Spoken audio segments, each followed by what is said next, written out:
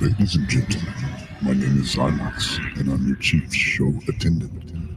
On behalf of the two hosts and the rest of the crew, welcome aboard Weird Wednesday Flight number 13, non-stop, from your current location to parts unknown. Our flight will be of about 2 hours, and we'll be flying at the speed of sound. At this time, make sure your seat backs and tray tables are in their full upright position, and that your seatbelt is currently fastened. Enjoy the ride.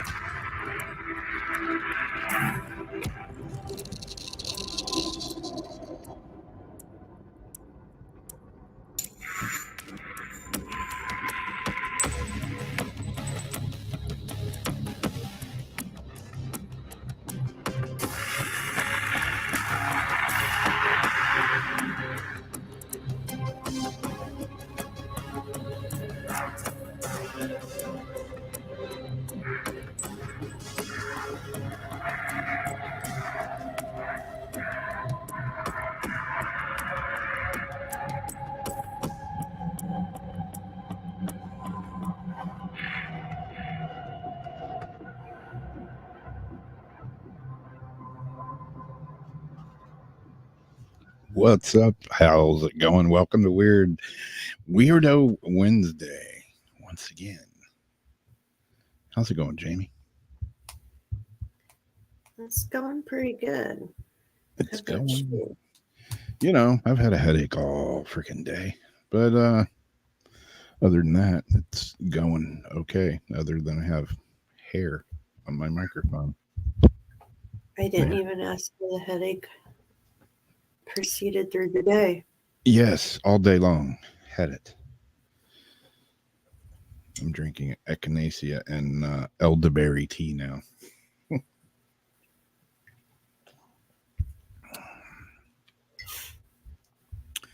In a weird Wednesday mug. I love that design. I like little squatches on it. Squatch. Squatch. So how was everybody's Christmas? Were you naughty or were you nice? Did Santa bring anything cool?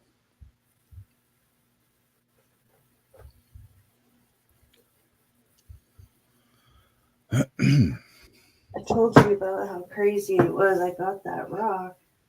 Yeah. Say it again. Lepidolite. Lepidolite. Pedialyte. This thing keeps coming into my life. Like, the universe wants me to have this rock. Yep. But that was for my sister. And then she gave me this cool piece of agate.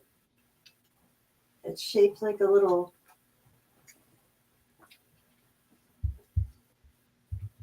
Where did I put it? Anyhow. It's shaped like a little dome, kind of. And you can see the layers and the swirls and everything in it.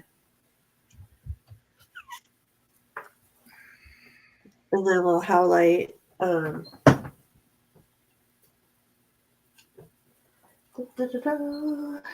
pendulum necklace. Oh, nice. What is that one? Highlight. Ah, cool.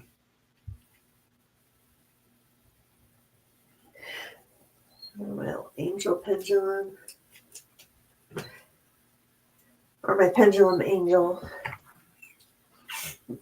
Those are cool because you can just take them right off when you're wearing them. And Yeah. We have an instant pendulum right there. Oh, here it is. My light was on it. I don't care. My storage is full. Oh, cool. This is like a little, like, candy or something. Yeah. A different kind of shape. But yeah, the lepidolite, whatever, was I seen it in my hand because I have the polished version of it. You know, I have the ring, and then I have this where you see the little mica flakes. And I looked at it, and I'm like, "Do you know what these are?" And she goes, "Well, I took a picture because I wouldn't remember." I'm like, "If this starts with an L, I am going to shit myself backwards." She's like, "Oh, I hope you don't." Really? So she looks it up. She says what it is, and I'm like, because I'm looking at it, I'm like, oh, I know this is. I see little mica flakes, and I'm like, this is definitely what it's going to be. That's cool. I love how that works, though. It's like that's the magic. That Yep. is part of the magic. Yep. Exactly. It's not turning people into frogs, and Yep. it's real magic.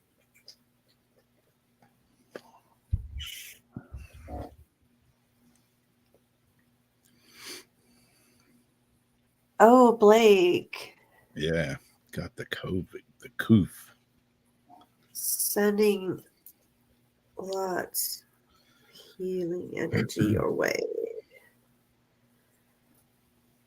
Yeah. So I'm drinking elderberry echinacea tea tonight. I don't want to be getting no funky sickness. Yeah, now another mystery pneumonia or something that came out of China that's like refusing antibiotics. Big surprise. Yeah. Like everybody's got this cough that just sticks with them forever, and then you get the cold that like sticks around forever. It's not a normal cold. It's mystery funk. And not And only was it, go ahead. I just woke up today with a headache and like a stuffy nose, and I'm like, oh hell no, you just back stuff fuck up. I'm attributing it to, though, because of the rain and all that and all the shit they put in the sky coming down. But this is like the second antibiotic resistant, like, mystery thing that's out there floating around. Yeah, Todd's heading down here. I'm gonna be meeting him on Friday over in Gainesville. As the temperature plummets here, we're going shark tooth hunting in a creek, and it's gonna be fucking cold. I just broke out the waders today. I would say you got some waders, yeah. You guys are have a blast. I hope it's not just too blistering cold. It's supposed to be like a low of like 36.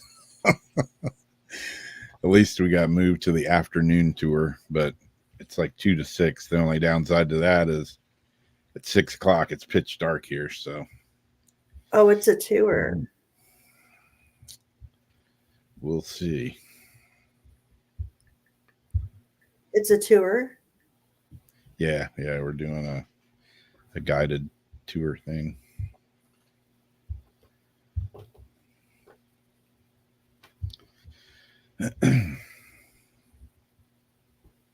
Sometimes you end up like having so much fun that it doesn't even matter how. That might be different though. Like bending and looking, and it depends how excited you get over the shark's teeth. Oh yeah, it's awesome. It's a possibility. The last time I did it, we did a public tour, and there was 12 people.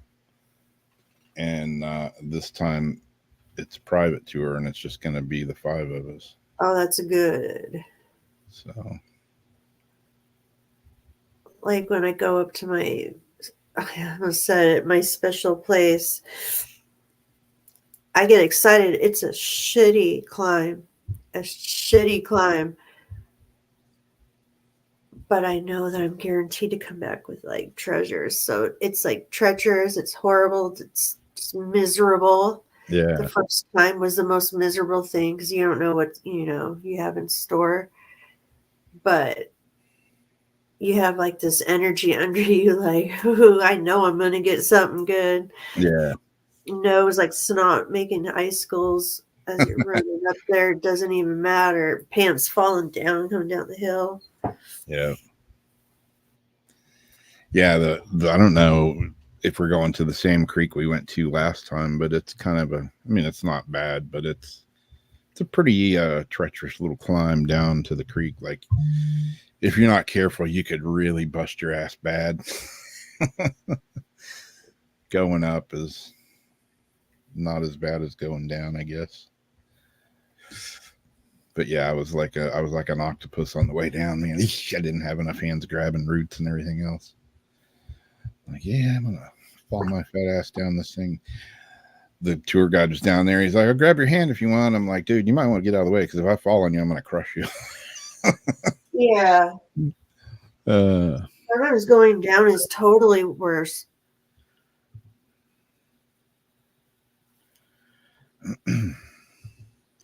It can be scary. You're like up there and then you're like looking down, you're at the top and you're like skipping down like a little billy goat.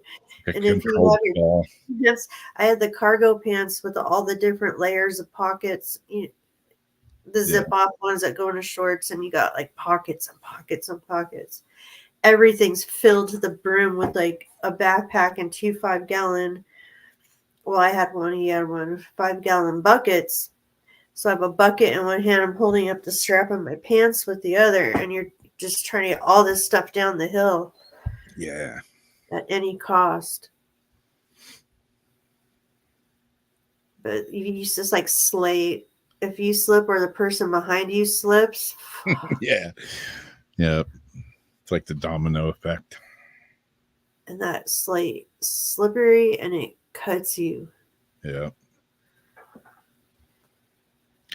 Yeah, so hopefully the creek we go in this time, it won't be, a deep one.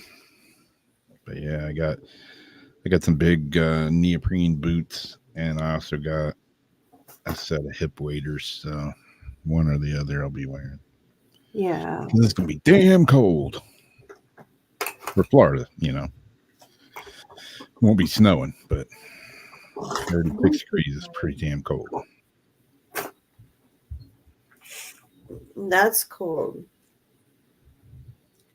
I think it's colder than it is going to be out here. Try to fix my light. So yeah, nothing crazy happening around town here. No more bodies. Yeah, no more well, none that I've heard of. This town, you can never tell, Still don't know who the lighthouse jumper was. They've hushed that completely up. Don't know if he's dead or alive. Nothing.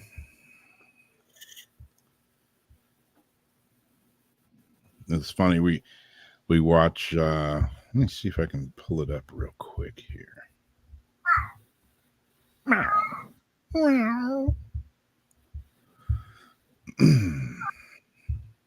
you can hear the other one gurgling. It's okay to boot. It's okay, boot. Oh, so pathetic, baby.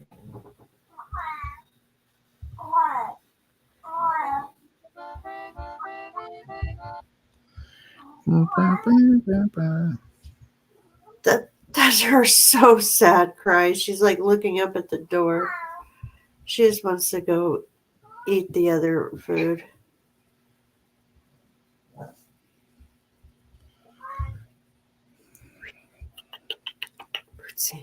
Yeah, there's nobody on. Man.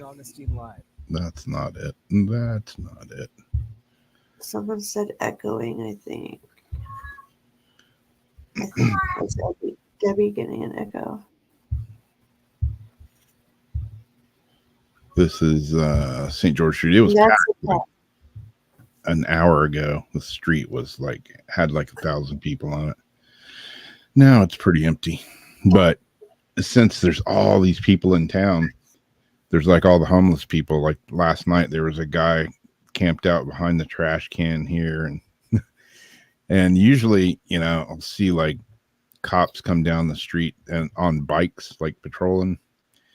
And last night there was a cop walking down the street, and he stopped, talked to this guy, you know, and was obviously like, need to pack it up and get out of here. They're like running all the homeless people off where all the tourists are at, because there's so many people. Oh, that's why. Yeah. Because the tourists. Yeah. So I've noticed in the like the Facebook groups and stuff, people are like, wow, cops have really cleaned up downtown during the Nights of Lights.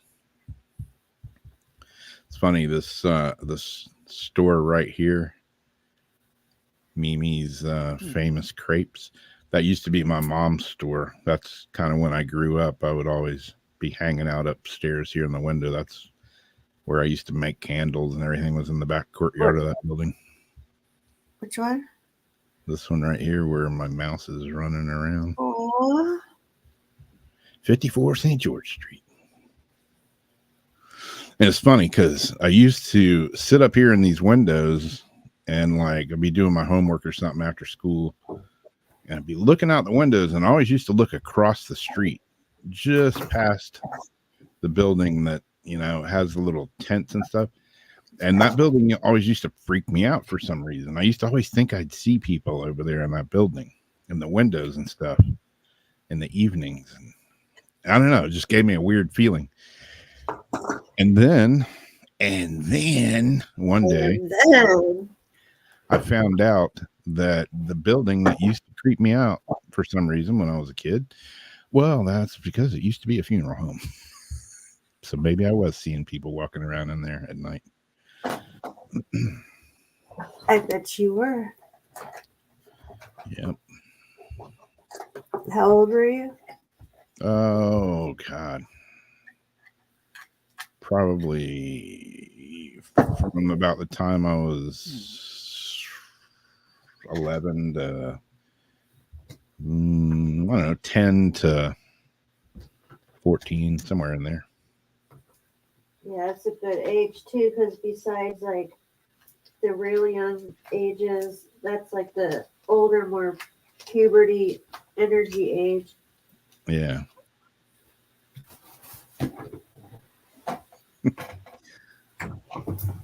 Are those crepes expensive? I'm looking at the live chat in here. I see dead people, exactly. I did see the dead people. I cannot fucking get this charged.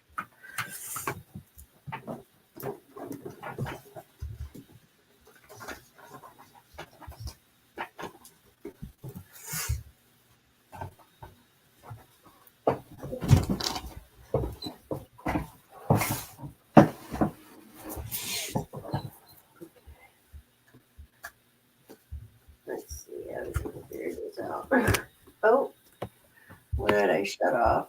Wrong thing. Bluetooth mode.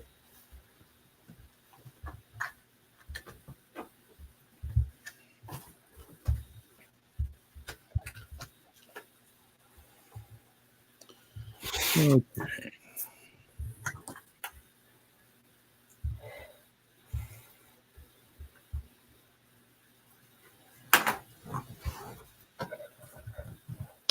By the way, we're live on Twitter tonight.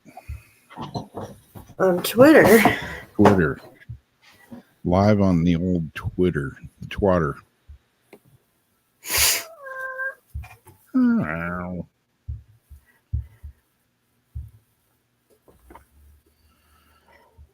Did my screen freeze?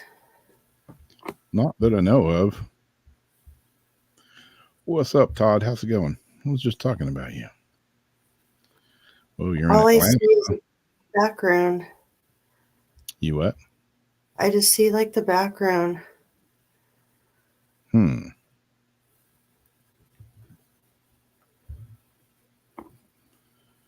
don't see your first article up there, none of that? Well, it's completely like just the background. I can't take a picture of it because my storage is full. Let me see. Hold on. So your cat's want a selfie. I don't know. Hop out and hop back in, maybe, because I see everything, including the dead people. What's the link to Twitter? Let's see. It's on my Twitter page, which I don't think I even have any followers on there, but they're offering to stream it to Twitter. So there you go. That it should be the Twitter broadcast.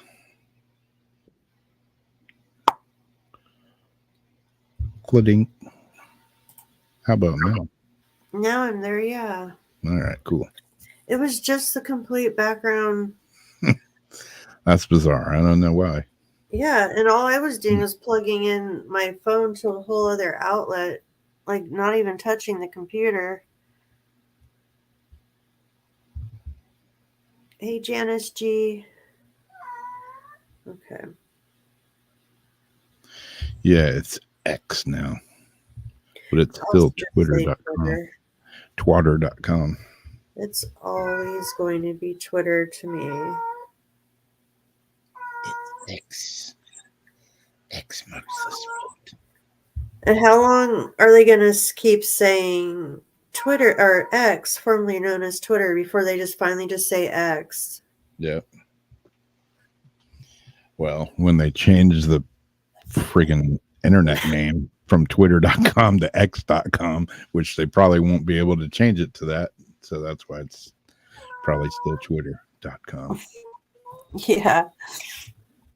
So a UFO appears to fly by Air Force One at LAX during the Biden visit.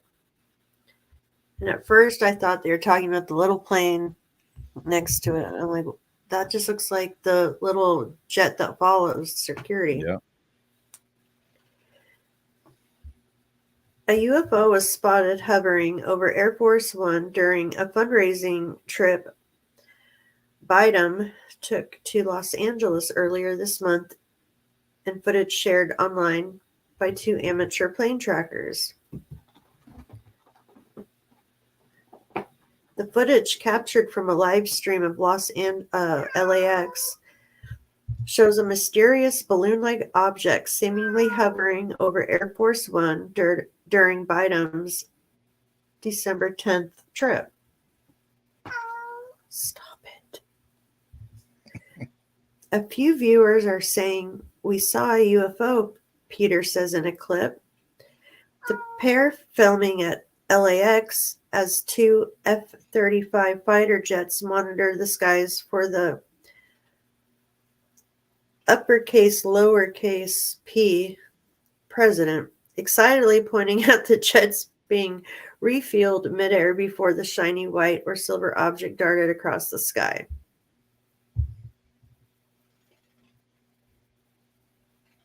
So they were refueling, about to be refueled when that thing showed up? Yeah. The object first appeared on screen at 10:18 a.m., prompting Joshua to look at his brother.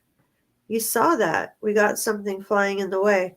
Not too sure what it was," he adds. The object appears twice more in the video. Stop it. Right now. Stop it. But Mom. He's going to attack her, and my whole setup's going to go.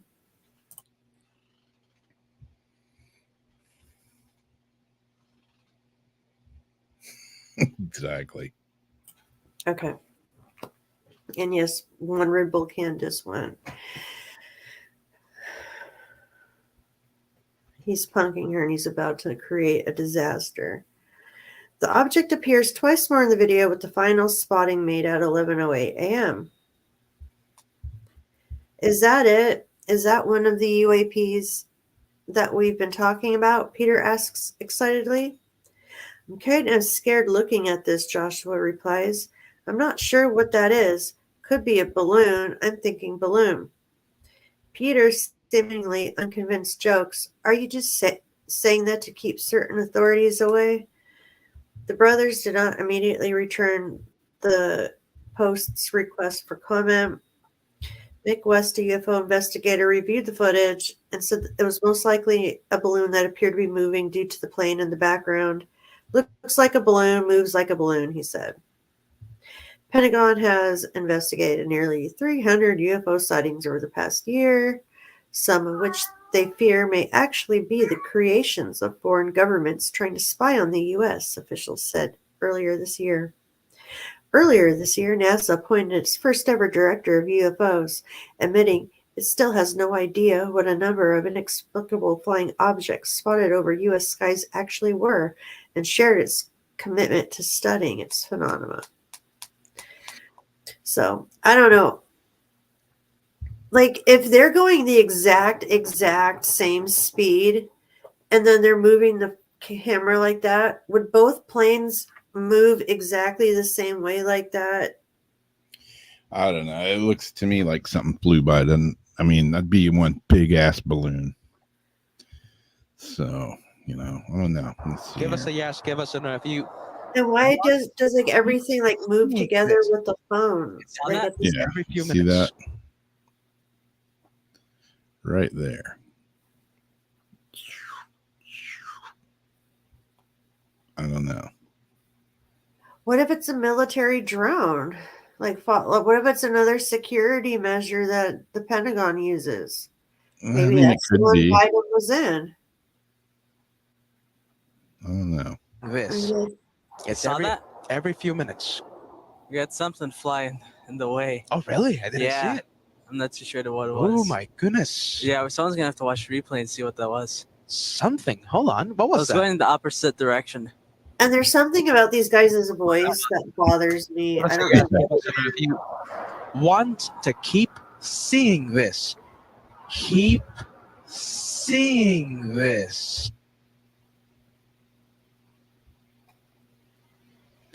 It looks, Swamp gas. Balloons are looks like swamp. it could be moving to me, and it doesn't. It's not right next to the plane. It's behind the plane a pretty good ways. And if that's a balloon, man, that's a big ass balloon to show up like that. Seeing So this. Could that be a military drone? Could it go as high as Air Force One? I guess, but I don't know. Maybe it's extra security and it's a new procedure. Could be, or it could be a UFO. Or it could be a UFO. Could be a UAP. Take us to your leader. Yeah, you don't want to go to our leader. Only if you promise to keep him. Give him an anal probe and a good sniffing. Creepy Joe. Creepy Sleepy Joe. What day is it? Oh, man. I want some ice cream. Sleepy Pojo.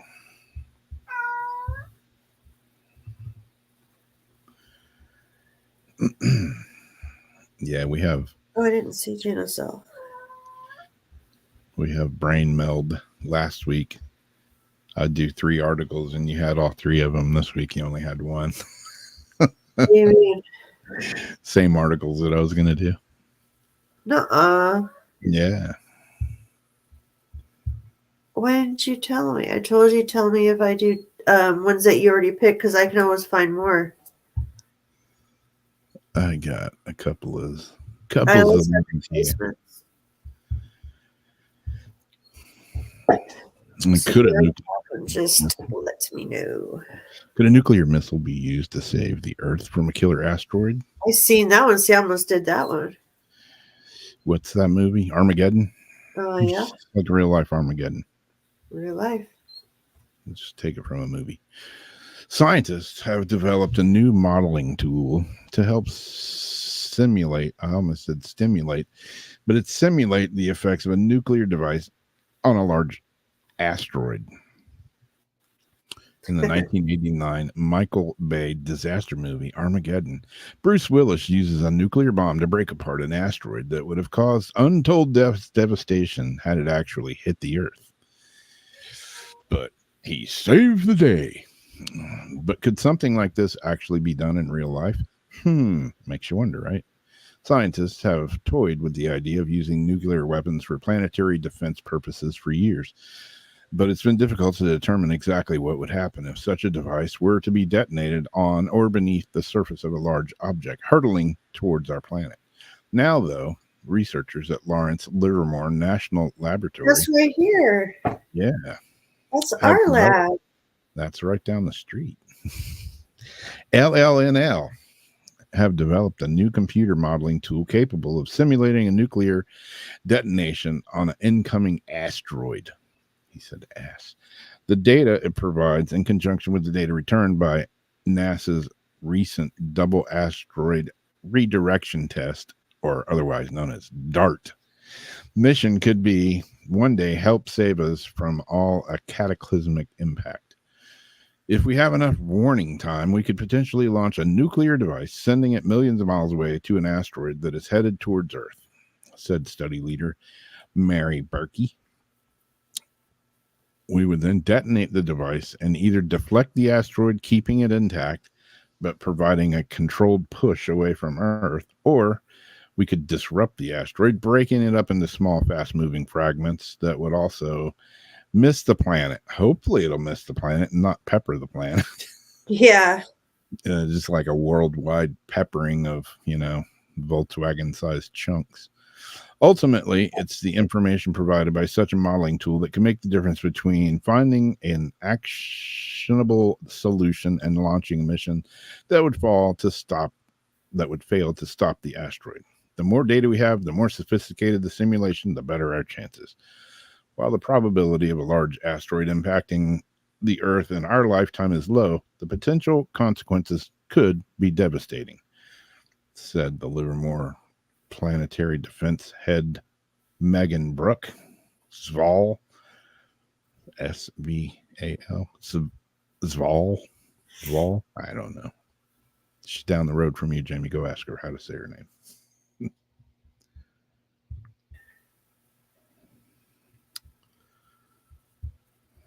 So yeah, I don't know. They do weird stuff out there with Site 300, the test site. I used to live right behind it in the mountains. Yeah, then, I always wonder, like, even though, it's way far away, whatever, millions of miles, I don't know how, it depends on how far it is, how fast our rocket could get to it. Would there be enough warning time to get it far enough away from Earth to deploy a nuclear device that's going to rain down nuclear havoc on us? I don't know. Yeah, exactly. Ask the dinosaurs how that meteorite that hit the Earth turned out. Worked out for them. How did that all work out for you guys? I wonder if they considered that climate change back in the day when everything went from raging hot to freezing cold. Ice age. I think they're just more like, oh shit. Yeah. But yeah, that's climate change, all right. Absolutely. It happens. It happened billions of years before us. Before the cow farts and coal burning brick style pizza ovens. Gonna happen billions of years after us. Yep. And they want to do what now? They're saying, about the electricity shortage, and yet they want like people to still buy electric cars. I know. It makes no sense. I know. And they're like Someone said on one of my posts, get solar panels. You need solar for the solar panels, brah. They're blocking the sun. Like, they're in control. You're not going to get around this one. You have 20 seconds to comply. You have 20 seconds. Yeah, let's all go to electric. Oh, wait, there's not enough electric to go Really? to all electric. And what That's- makes the electric? Fossil fuels. But we just found this shitload of lithium underneath our lake. Yep. So we're saved. This is another thing that made me go, what the fuck? Like, yeah. honestly, someone spent time doing all this knowing damn well it's probably got no use in this world whatsoever. Alien Dictionary compiled by experts so we can chat easily with extraterrestrials. I just don't think they've let the extraterrestrials in on, the code. Yeah. Boffins have compiled the first ever alien dictionary to help us chat to ETs. We look so stupid to them. A group of 25 academics have come up with a guide to prepare us for our first encounter. The book, Xenolinguistics Towards a Science of Extraterrestrial Language, will help decipher and respond to any signals from outer space. Experts say it's vital to our intercommunications with other beings, leads to friendship rather than devastating war. They believe centuries of studies into ancient human language and animal calls and grunts can be used to decode intentional communication from another world. And remember, we are talking to whales too. We just had like this whatever hour conversation with a whale named like Eli or something. Yeah. That's supposed to help us talk to extraterrestrials. I still say, dude, just talk right to your damn head. Like, I mean, wouldn't you have to know a language that an extraterrestrial would speak to be able to invent a dictionary to talk to them? Maybe it's over my head and I'm not understanding that. Or That's maybe my conundrum. maybe they know what the extraterrestrials speak because they've dealt with them before. Oh, touche.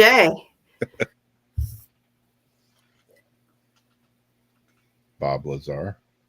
I think it's realistic that we could in our lifetimes get a message through SETI. Search for extraterrestrial intelligence programs or send out messages that could someday get a reply. And we're sending like all sorts of beams and stuff into space. Telescopes have been scanning the heavens for transmissions for half a century. Our own messages have also been sent into the cosmos in search of an alien response. But interstellar chat will be slow as signals take 4 years to travel between Earth and our nearest star at the speed of light. Earlier this year, Doctor explained more about communicating with aliens. He told the BBC, "Life's capacity for language astounds me, and it gives me hope. Hope that life orbiting around distant stars may also have the capacity for language and communication." So the question is not, do intelligent aliens exist? But could we communicate with them? In 1974, my friend, the late Frank Drake, creator of the Drake equation, sent a message to a distant cluster of stars from the largest radio telescope in the world, known today as the Arecibo message, the first radio message to aliens. Over the years, I started to think of ways we could create and transmit a much wider range of new messages that could stand a better chance of being understood by intelligent life forms. If our messages are received, deciphered, and replied to, we could receive a response in as little as a decade, if we're lucky. If extraterrestrials do get our messages, will they understand them? That was my questions. Yeah, I don't know. Yeah, will they understand them? I mean, we can theorize and make all the dictionaries and the words that we want, but if we're not speaking something, when they hear it and we're just like making a bunch of gibberish and grunting and groaning, they're going to be like, what? But I didn't think of what you said, that maybe they had Yeah, maybe they've already or dealt with it. something. Yeah. Goes back to Bob Lazar, the original whistleblower. They're like Tim Allen, like, Yeah. Oh. we are friend. Yeah. Cook meat on the barbecue. Yeah. Yeah. Drinking the beer with the aliens. Oh no, that makes me think of the South Park episode where they stuck the one thing up their butt and then they used the controllers with their tongues to spin around those little Yeah. circle bikes.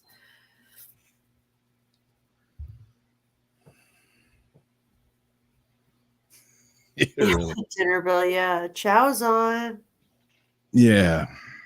I don't know. I mean, if they're already here, I mean, if they wanted to annihilate us, they already could have by, a long shot.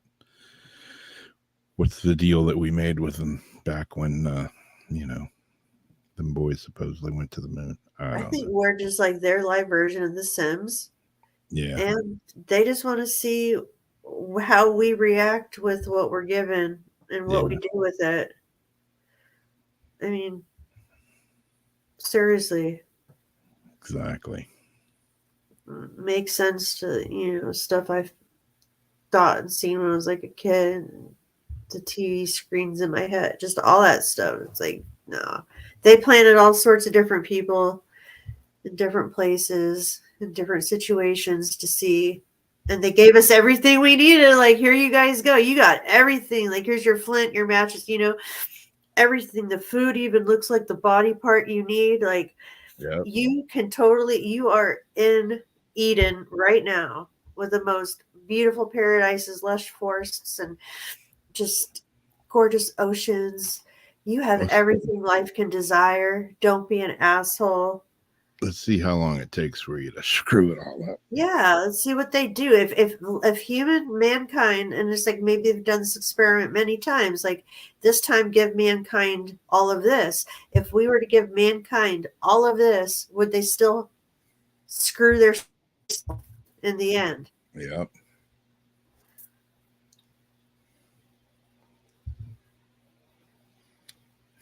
Just one of my many theories. Yeah. Yeah, I mean, if it takes a message to get 10 years, takes 10 years to get a message to them, that goes back to how long is it going to take to shoot a rocket up there with a nuclear device to get to an asteroid that's millions Right? of miles,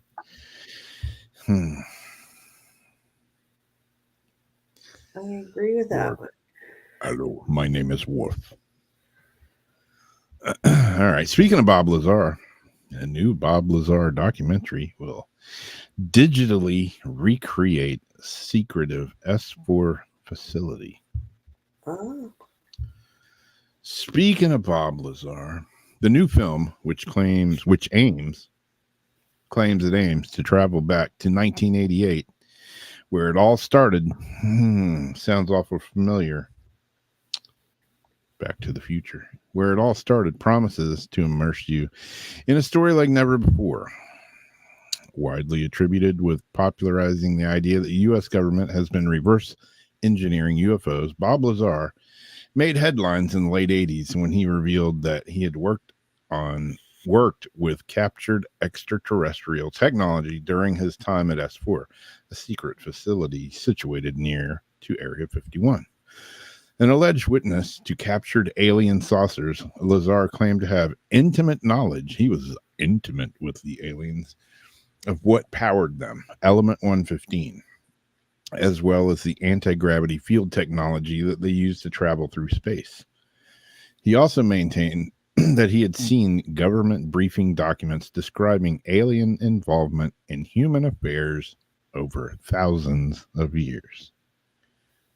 Booyah.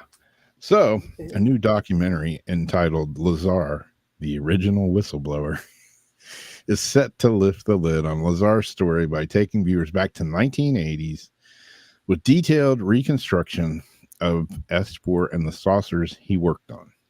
According to the filmmakers, it will serve as a bridge between the worlds of classified projects and open scientific inquiry, and will even be accompanied by a virtual reality experience that will enable players to explore the secrets of S4, unravel extraterrestrial mysteries, and navigate a thrilling journey through the eyes of Bob Lazar. Lazar, the Original Whistleblower, is scheduled to release sometime next year. And there actually was a little video clip for it, which when I say, let's see, let me see if I can pull it up real quick and I'll play it. What the hell? I wasn't going to play it. Yeah, but what the hell? why not, right? Why not? It's advertising. Facebook will Yeah. probably want to ding dong me, but whatever. Let's see here. The chin. Close that there window. God, jumping through hoops.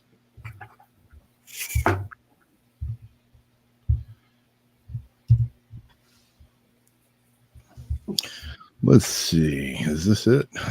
Nope, that's not it.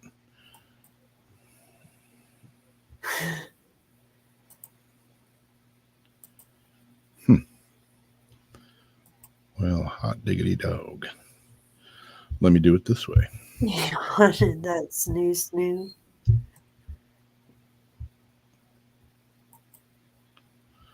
Here we go.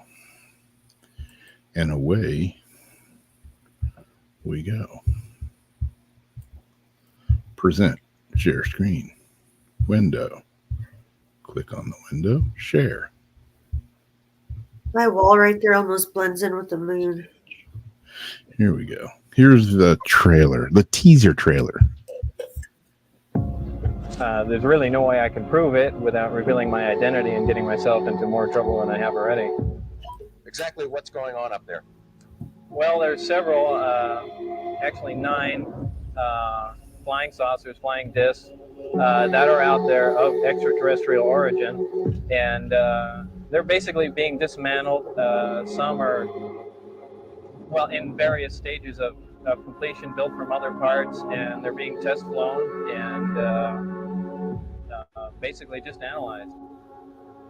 I was 29 years old, working on the most incredible project in the history of the world. No one has ever been able to show exactly what I saw with my own eyes, until now. Let's travel back in time to December of 1988, when this all started. It just so happens to be a DeLorean.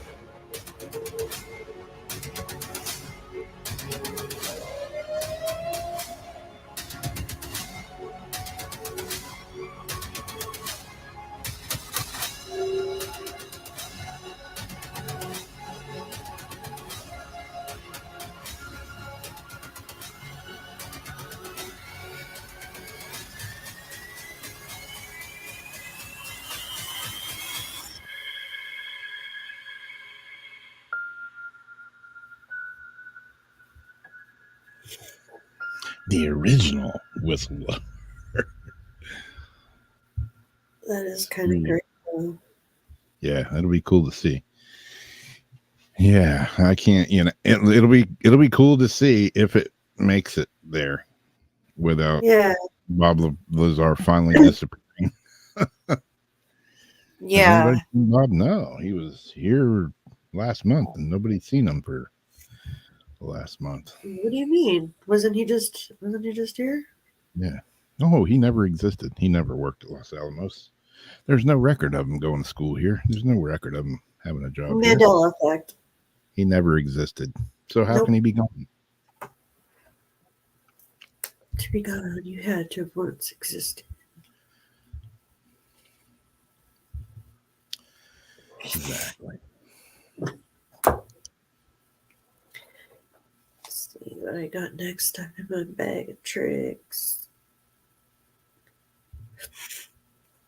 My nose was slow to get stuffy tonight. It was like 7:00 something. I'm like, I said I could still breathe. I'm not mouth breathing yet.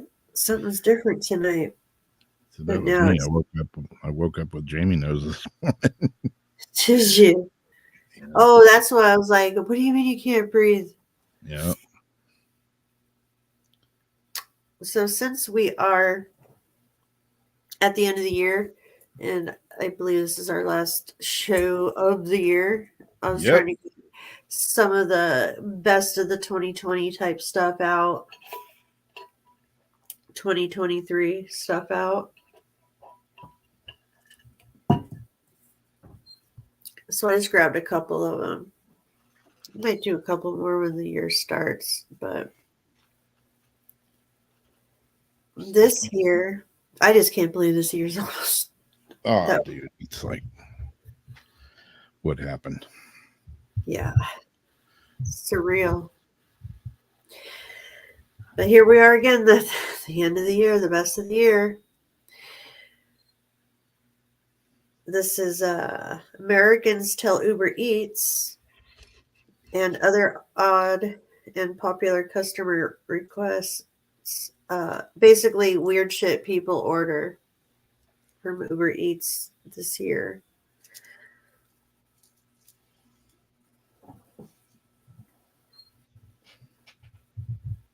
The food and drink delivery app recently released its annual Uber Eats Cravings Report, revealing the most popular, unusual, and surprising orders of the year. Along with Uber Eats, the Uber-owned companies such as Drizzly and Postmates have completed all kinds of orders. As the saying goes, nothing tastes better than the thing you want to eat right now, Uber Eats senior data scientist Marco wrote in a statement. Some of the unexpected requests have included combos like seaweed and pasta sauce, gobs of wild gushers, or classy indulgences like lobster tail with apple-infused whiskey. There was a decrease in rosé wine sales during the summer of 2023, with an apparent higher interest in lighter-bodied red and white wines. Apple pie was the most frequently ordered dessert this year, with nearly 2 million of the items delivered nationwide. Can I get an apple pie and a box of rubbers, please? Americans have routinely requested no onions on their food orders, while there was an increase in requests for hot sauce. This because it's got a shortage, which was the top condiment this year. Many Uber Eats customers ordered non-food items as well. The top three were Scott unscented toilet paper, COVID-19 home tests, and the Plan B one-step emergency contraceptive. So now you don't even have to do the walk of shame. I guess they don't have to do the walk of shame, run to the store in the morning. They just Yep. call Uber Eats to bring you a Plan B. So Yep. all these random people are going into the drugstore buying like tampons, Plan B, like whatever anybody needs in the morning. Yeah. Could you just leave that at the front door and I'll slide the money off the mail slide? Don't make eye contact. Yeah. Zero proof beverages are also on the rise, according to data from Drizzly, especially during dry months like dry January and sober October. How can it be Oktoberfest and sober October at the same time? You can't. During January 23, demand for the non-alcoholic beverages spiked 75% compared to 22. The most popular candies ordered on Uber Eats were Reese's, Twix, Snickers, peanut M&Ms, and Hershey's cookies and cream. Yeah, like the normal candy bars. Munchies across the country. Late night cravings are most prevalent on college campuses nationwide. Penn State University took the top spot for the late night orders on Uber Eats in 23. The University of Iowa, University of Illinois and Texas, and A&M University followed Penn State's lead. San Francisco, California, Richmond, Virginia, Detroit, Michigan, Bakersfield, California, and Charleston, South Carolina, were considered the most polite cities, according to the report, since their customers say please and thank you the most in their order instructions. Bakersfield, California. I don't know about that, but okay. Huh. The most generous tippers came from Olympia, Washington, and Asheville, North Carolina, and Bismarck, North Dakota. Southerners and states including Kentucky, Louisiana, South Carolina, Georgia, and Tennessee were most likely to order Reese's as their to-go candy. Meanwhile, customers in Alabama, Alaska, Hawaii, Vermont, and Wyoming chose Nerds the most. Kit Kat bars were the most ordered candy in Arizona and Delaware.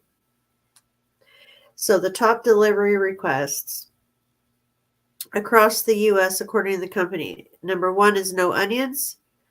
2, they want dressing on the side. 3, ranch. I guess that would be the dressing on the side. 4, extra soy sauce. 5, they want spicy. 6, sauce on the side. Isn't that the same as dressing on the side? Then you go back to ranch. 7 is no lettuce. 8, no jalapeno. 9, extra gravy. And 10, no sauce. So basically, Americans love sauce and Yeah. condiments. And then they have, some requests were unexpected and just plain strange. These included steak and jelly, cottage cheese and mustard, condensed milk and avocado, seaweed and pasta sauce, butter, and pickled onions. The most popular delivery combos included burrito bowl and cheese, french fries and salt, chicken sandwich, shredded lettuce, cheeseburger, mustards, wings, and ranch. Some interesting food and drink pairings also made the list. Ribeye with vodka, cheeseburger with frozen margarita, chicken and frozen pina colada, lobster tail, and apple whiskey, tamales and daiquiris. Tamales and daiquiris. So that means to be popular, a lot of people are ordering tamales and daiquiris at the same time. Like, let's get some tamales and let's get some daiquiris. Yeah. Now, I don't know. I've never ordered Uber Eats. I did DoorDash one time. I think it was or Roundtable, something like that, back in Oakley once, some food ordering. I don't eat fast food. I don't order food to my door. I don't trust the people bringing it. I don't trust the people cooking it. But I don't think any of that stuff would be stuff I would need sent to my house like desperately. Yeah. I'd have to be like so lazy or sick and like, oh, I need to get some ginger ale. I don't want to drive to the store. It's like, then I might be like, can you send over some ginger ale? See, I think a good business would be to get like like one of the trucks, like the ice cream trucks that drive around the neighborhood, that play. I think Yeah, if you had one of those trucks, like a munchie truck. and you had like some mariachi music and you sold tacos instead of ice cream. Oh, hell yeah. A Taco taco truck. that drives through the neighborhoods like an ice cream truck. Yes. Hell yeah, I'd be eating tacos every day. My mom said when she was a kid, they called Tacos it the and tamales. popcorn truck. And they sold like the pink popcorn from the zoo, how Yeah. they put it together. And they would have nuts and all this other stuff, peanuts and nuts. And it was like the popcorn truck came around. That's what we're missing, are munchie vehicles that just make random Yeah. visits. Yeah, we got an ice cream truck that comes through your neighborhood here. But it's like by the time you hear it coming, and I live on a dead end road, there's a cul-de-sac at the end of the road. And the ice cream truck's like and you hear it coming, and by the time you get out the door, they're already leaving. I'm like, damn. Oh, we used to run. We'd hear that down the street in that amount of time. Ice cream, yeah. Running around. getting our change out, trying to grab our change and get down that corner. That guy would make us run on purpose sometimes. See, I ain't running unless something's chasing me. Ain't gonna Oh, run. we ran to the ice cream when we were Yeah, kids. when I was a kid, I did. Because he would start speeding up, and we're like, God damn it, we want that ice cream. Just had to go find all our change. Had to Yeah. do a lot of chores, to earn that money. We wanted an ice cream. I just had to mow a bunch of lawns. I want my damn malt, my chocolate malt, damn it. But then our ice cream guy, his name was Bob. But I knew back then, I'm like, Bob must be short for something like this long. He laughs because I don't see how his name was Bob.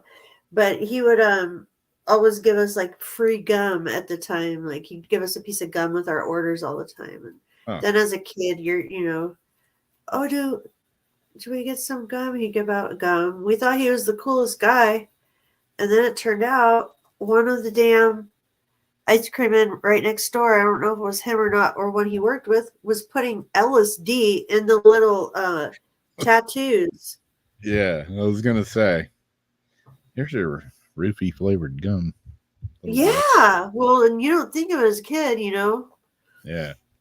But the kids that was right in the neighborhood next to us were putting the temporary tattoos on, is what it was, and they were tripping on acid. Wow. Well, I was like, you don't take no more free gum. Don't buy anything from Bob. I'm like, I don't think it was Bob. Not Bob. Don't cut me off from my ice cream plug, man.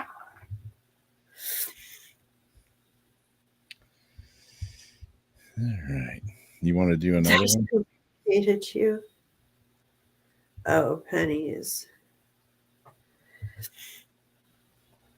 Yeah, I think I have. I got one more, and it's a little bit longer one, and then I got a crystal video.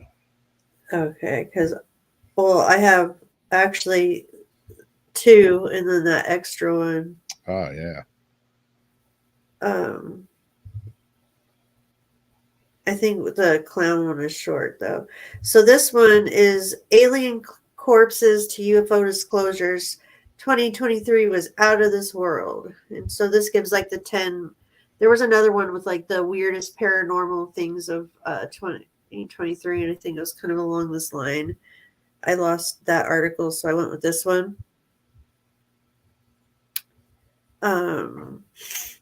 So I numbered the pictures on the little paper thing, the little flyer. Okay, I can get it to come up here. And I actually thought number one and number two is the same at first, but number one was the alien corpses unveiled in Mexico Congress during a public hearing of the Mexico Congress, which was live streamed online. Two alleged alien corpses were unveiled shortly after several videos were displayed showing UFOs and unidentified anomalous phenomena. Number two, we have the mummified body with the elongated skull. The images allegedly showed a crouched mummified body of a humanoid figure with an elongated skull and 3 fingers on each hand and foot. We have number three, Harvard professor found evidence of UFO crash in the Pacific Ocean. Harvard University professor Avi Loeb found fragments of mysterious meteor at the bottom of the Pacific Ocean. This 61-year-old astrophysicist said that a team of deep sea explorers discovered 50 tiny spear rulers or molten droplets. Number four was the runaway fireball. Loeb claimed to have seen a runaway fireball in 2014, which he said had exploded in the lower atmosphere and then dropped into the ocean. Number five, the Pentagon launches online UFO reporting system. The U.S. Department of Defense has launched a website intended to be a one-stop shop for publicly available information on unidentified anomalous phenomena, UAPs, more commonly known as UFOs. Number six, the site will serve as an information hub. This site will also serve as an information hub of all resolved UAP cases, including photos and videos, as soon as they're declassified. 7 is NASA's first public meeting on UFOs. NASA held its first public meeting on UFOs after launching a study into unexplained sightings. The space agency organized the hour-long hearing featuring an independent panel of experts. The team includes 16 scientists and other experts selected by NASA. Number 8, Pentagon releases UAP report.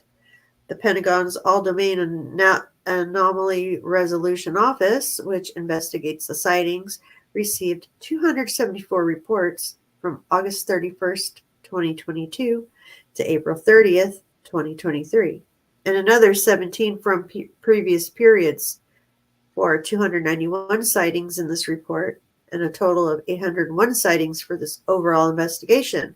The report referred to certain concerning performance.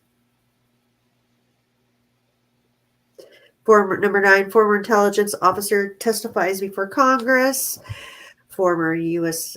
intelligence officer David Gersh testified before a congressional committee that he absolutely believes the government is in possession of unidentified anomalous phenomena as well as remains of their operators, meaning the little green men themselves. And number 10, U.S. government hiding information from the public. Gersh said that the U.S. government is hiding information on UAPs not only from the public but from Congress, and that he personally interviewed people with direct knowledge of non-human craft. You know, you got David Gersh sitting here, and you got George Knapp sitting here. You got Jeremy Corbell sitting over here. You know, and I'm wondering, like, would those guys really like back this guy up if they thought he was just bullshitting everybody? I don't know. Yeah. I don't know. You know, but then again, you know, George Knapp was talking about, you know, the guys there in Vegas that had the, you know, the aliens that were in their backyard. Whatever happened to that? That shit just vaporized just like the aliens did. No talk of that anymore. So, I don't know. I think we could do some sort, if we go a little longer, a group card reading for 2024. Yeah. I think we could work something out.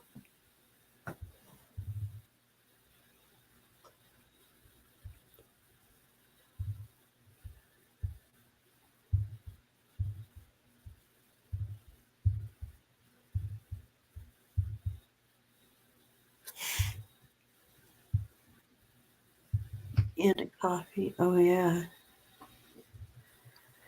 And then we've got, okay, so not too long ago, we were saying we hadn't heard much on the killer clowns, except one killer clown incident that wasn't very big. But they're back. They're back. But these ones, they're back. Teenage killer clown gangs with huge, sharp teeth are terrorizing a village. Police are probing a gang of teens terrorizing a village dressed as killer clowns with huge, sharp teeth from Netflix horror smash The Curse of Bridge Hollow. Guarantee you this ain't in Florida. Yeah, no. So they're out there cosplaying killer clowns. Locals have complained the mob has been knocking on doors late at night wearing the garb, which featured in the comedy Chiller, which shows a town under siege when Halloween decorations come to life. The real clowns have been spotted loitering outside homes and peering inside. Now that's trespassing. Mom of 4, Claire Gilmore, 41, said her children were left terrified after spotting one of the gang putting on the mask, which includes a red wig and giant teeth, outside a co-op. You're watching them put it on, though, so yeah, you're terrified because of what he might do. I mean, you see it's a person at that point. As one of them turned around, he put the clown mask on, she said. He kept running about like he was joking around. But my little girl, who was 3, was petrified as it's a scary mask. The teeth were quite scary and looked sharp, she added. My little boy said it looked like the clown from The Curse of Bridge Hollow on Netflix. It would be quite scary for an elderly person, too, one witness wrote on an Ash Facebook group. They were hanging around at the end of my drive. I went out to put the bin out, spoke to them, and they just stared. Next door, they had said they had knocked on their door and ran off. One had on a clown mask and a wig. I'm aware of some people out at night are not always just having an evening walk.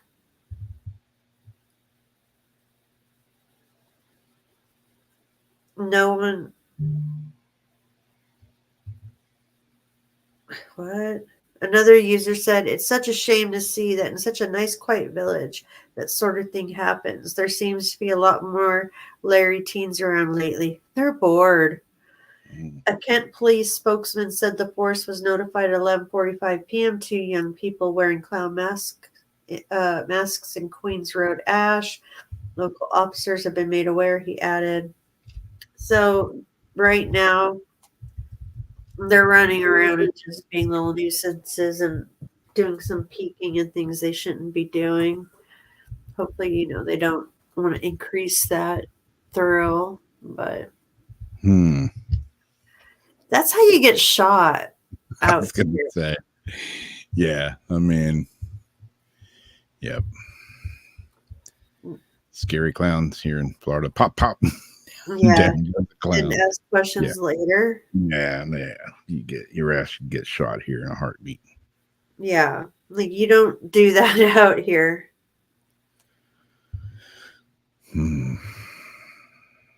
Yeah.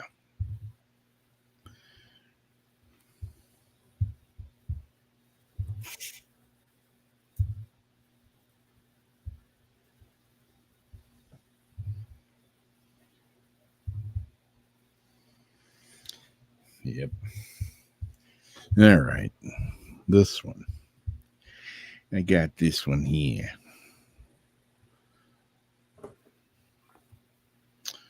Let's see here.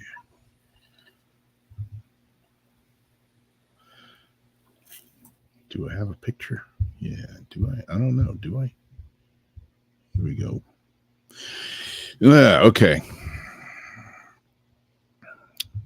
If it'll come up here. Good Lord Almighty. Craig sent me a thing today. And I had been actually looking up some of this because it's been back in the news again.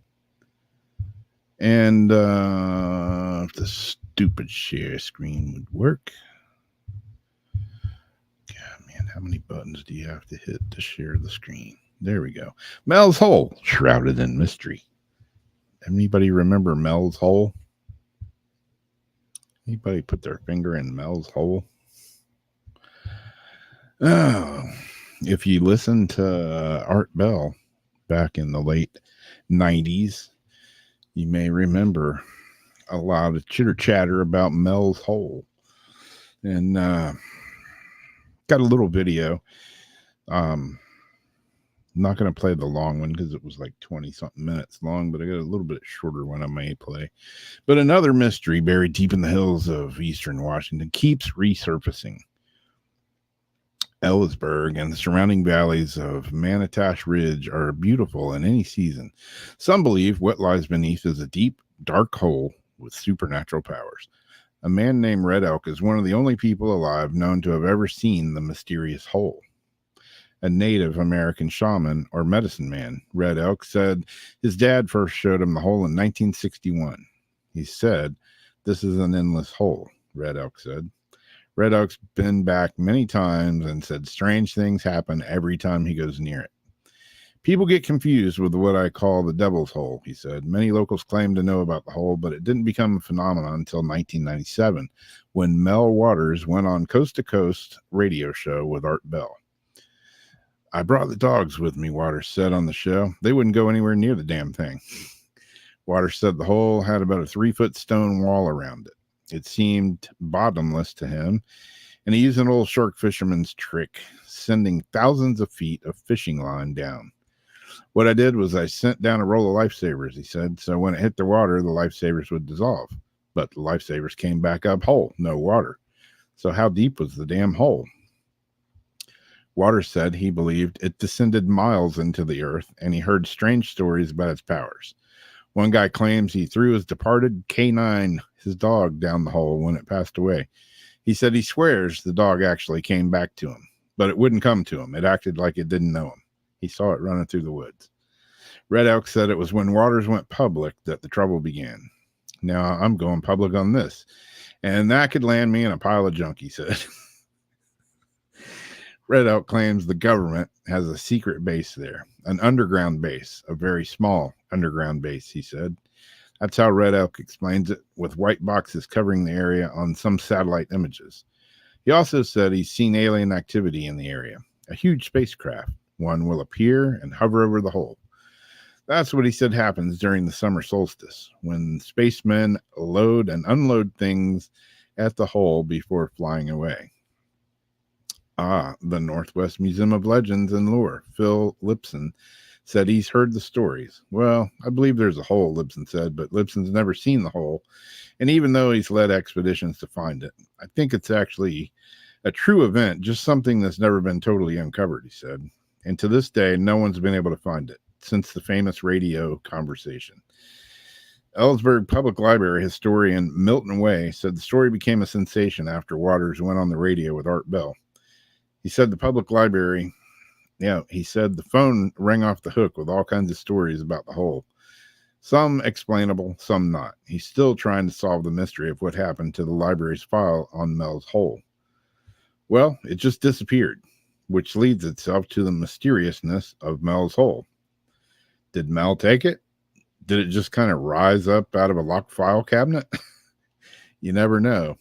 There might be a real hole out there. Now the question is can anybody find Mel's hole and prove its existence? Well, I looked it up on Google Earth, and I came up with this. Let me see if I can share this image. Maybe.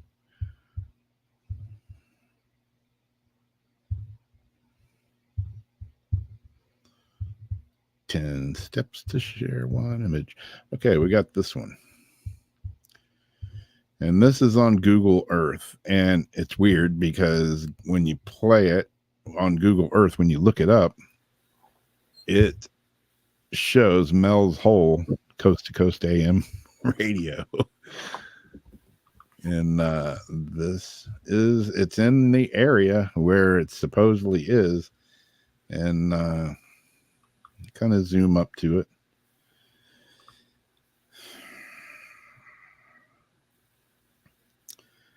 It's in this satellite picture. It's not a perfectly round hole, but I don't know. Is it 80,000 feet deep? I don't know. One geologist said it's impossible that it can be that deep because it would close in on itself and blah, blah, blah. But then again, if it's 80,000 feet deep, who knows what made it? Yeah, that's what I say, Kat. Is it a deep and wide hole? Exactly.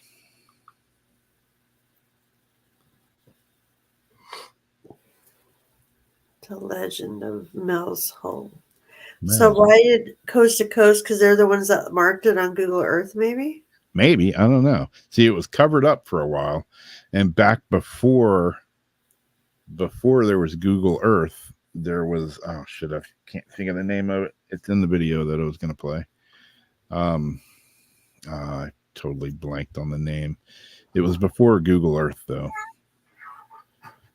And it was blocked out on there. There's two scary things blocked out. Two scary things. Not scary things, but supposedly where the hole is, it was blocked out. Let me see if I can play the video. Play the video. It's like 10 minutes long. I may speed through part of it. I'm gonna mute them while you play that. Del Gato. El Gato. Let's see. Where's the damn thing at?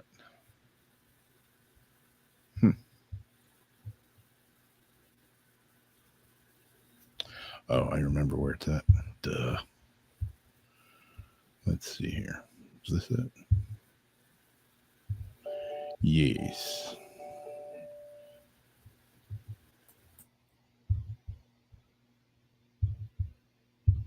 I'll probably get dinged for playing this one too. Whatever.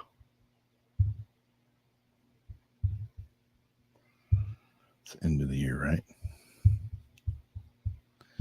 Here we go. Mel's butthole. Maybe.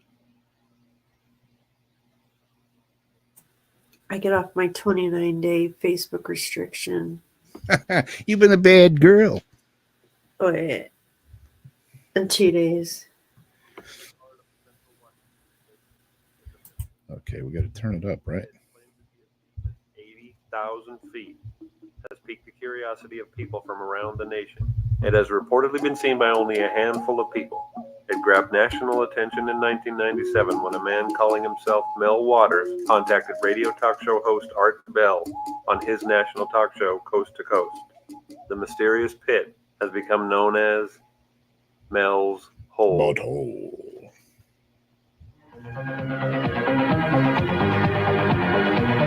Tonight on Coast to Coast AM with Art Bell and his guest, Mel Waters, and the story of Mel's Hole, the bottomless pit in Washington State.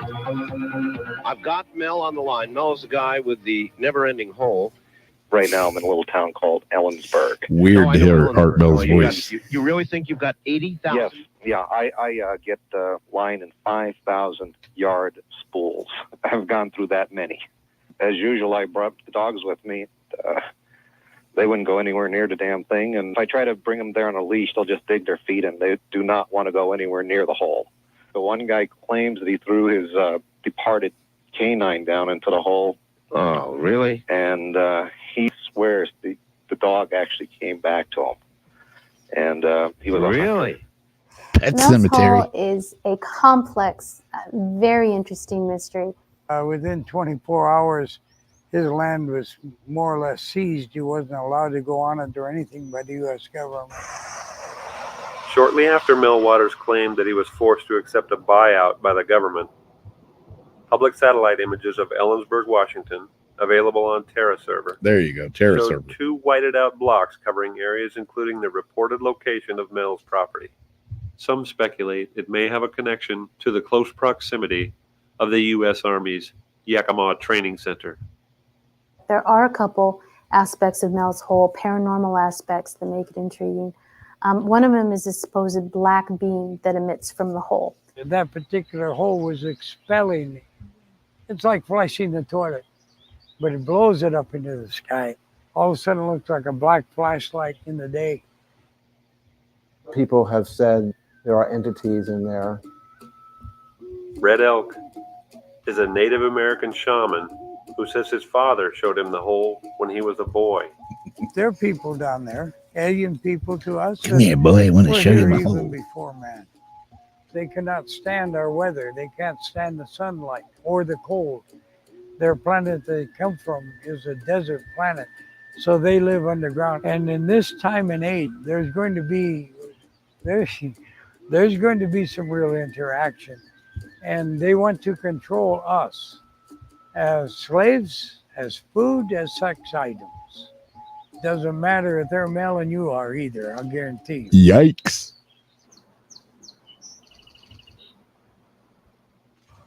Ellensburg, Washington. Located in the middle of Washington State, lies in the foothills of the Cascade Mountains and is home to Central Washington University. Where are you hearing these stories? I have never heard that. I have never heard that story. I've been here for 23 years. Many locals, however, are aware of the Mel's Hole mystery. Well, there's a lot of hidden stuff around here. There's a lot of lakes and creeks that you don't even hear of, and lots of roads that go to nowhere. There's nothing better than a deep hole. I mean, it's just one of those neat things that just perks the imagination. A bottomless hole. I know actually quite a bit about Mel's Hole. Executive producer of a local TV show, Ellensburg Extreme, and we're aiming to do a spot actually on Mel's Hole, trying to find it ourselves. News, theories, and rumors surrounding Mel's Hole have reached beyond Ellensburg, thanks in large part to the internet. I think it's actually really interesting just in how, say, a broadcast on national radio could suddenly spawn 5-10 different websites and forums. And I was looking at melshole.com or something like that. There's people who are just up in arms, flaming each other just in emails. What they're doing is calling Mel Waters a liar, me a liar, my father a liar, the Yakima Indian Nation liars. But they know it all. They sit there on their chairs, those wonderful people, and they won't get their butts out to look for themselves. And everybody's theorizing just really quite bizarre things, from the beam of light to a weird lamb guarding the hole. People are just making a cult of it, really.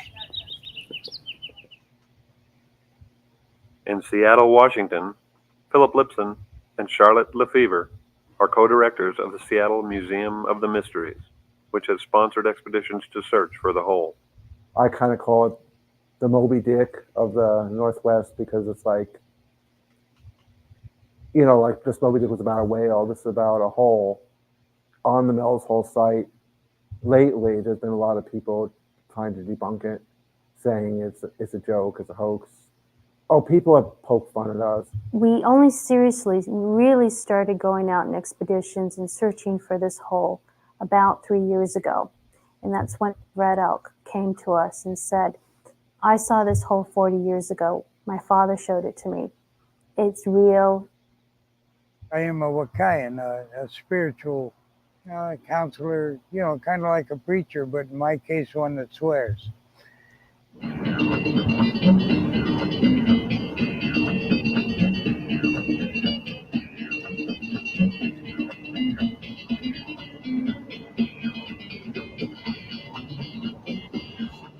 Across from me over here is the actual roadway into Mel's Hole. Don't go up that road. Out there a ways is a fence. I don't think you get in a lot of trouble, but maybe arrested for trespassing. But you get across that fence, you're in a deep bunch of trouble. It might be that you simply disappear, period. Well, a lot of people have said that's underground base. There are beings below us, and our government works with a lot of these beings, and these beings use this hole to load and unload certain objects that they need down there. So some very large craft come in and just hover over it. Giant things, just giants. There's many stories about what lives underground, like the inner earth and hollow earth theories, but I'm not a true believer in any sense. I'm always open to the possibilities these things are true. Well, ever since I was a child, I've always believed that things are not what they seem. Mel's Hole originally was a blowhole for Mount Rainier, kind of a lava tube in a sense. Well, I'm Jack Powell. I've been a geologist in Eastern Washington for about the last 30 years. Lava tubes are plumbing systems in lava flows. Lava tubes don't go down in the ground very deeply, not over 100 feet. I look at science as more than just close observation. If somebody sees something, instead of trying to prove that they didn't see it, I try to find out what they saw, what it means to them. Well, I have been there literally a number of times, being another medicine man. But we don't go into it physically. We go into it the way we're trained spiritually. So he starts down it and down it and down it. He's going the regular speed of we casually go in spirit travel. And that's no hurry it up, dude. This is a long hole. So down. And he lands at the bottom. He said, my God, Dracolians. I says, oh, fine, you made it. And these blizzard people could sense somebody was there. And they went for him. And he started flying up the hole and yelling all the way, Red Elk, they're right here. They're right behind me, Red Elk. Anyway, we got up here and I said, let's get the hell out of here. And we filled rubber. Some searchers now believe Mel's hole has been hidden by the government. Opinions about the existence of the hole vary, as do people's motivations for seeking it. Mel Waters, which some speculate is not his real name, has been in occasional contact with Art Bell. He maintains a low profile, saying that is part of the buyout deal the government required. So does Mel's hole really exist? We do believe that the hole exists. I think most people here would probably believe that it's a fable. That's what I believe in the most, that there actually is a hole of some depth in that area on Monash Ridge. This landscape has no natural means to make a very deep hole. And if it was made artificially, there's got to be a heck of a lot of waste someplace that was dug out of that hole. You're going to believe it or you're not going to believe it. And most are going to wonder about it. And many will hunt. I've heard of one group coming out with high-powered rifles. So if anybody shoots at them, oh, geez, what a bunch of dopes. People want there to be more to the world. They want there to be wonder and magic in the world. And there is.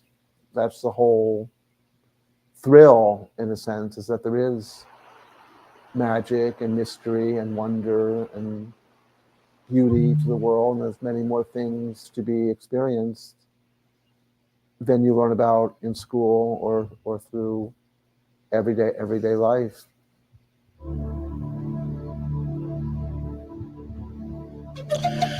So yeah, does Mel's hole really exist? You know, and there's the more you look it up, the more you hear about it. And like Craig was saying, you know, Mel Waters said he was Just take it with a piece of cake. a piece of cake. That'd be good right now.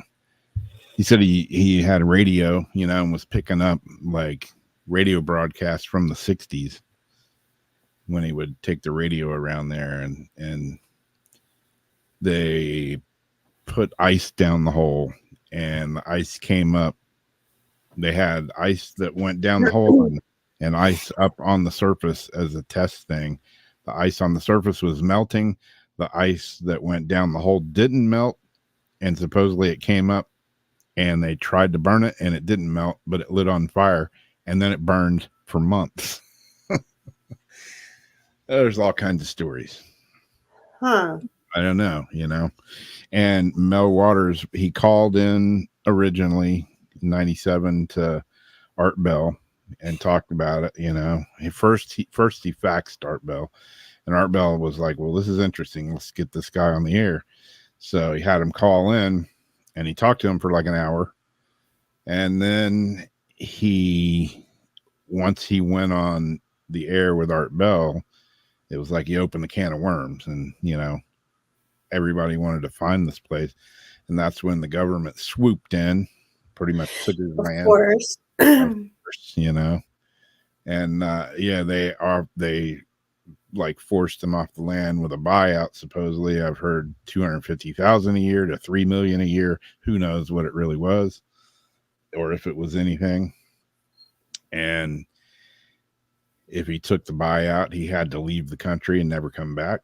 And he agreed The to whole country? Yeah.